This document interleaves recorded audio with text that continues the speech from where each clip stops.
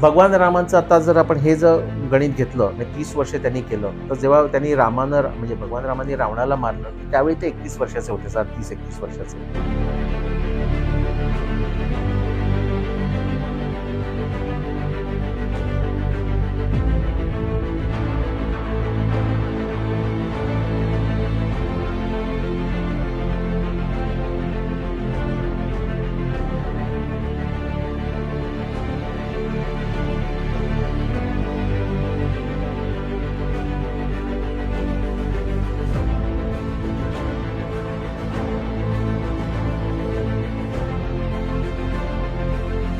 आणि त्यानंतर 31 वर्ष राज्य केलं 11,000, तर सन 565 झालं. जन्म एक्झॅक्टली काढता येतो 29 नोव्हेंबर 12,240 BC असं.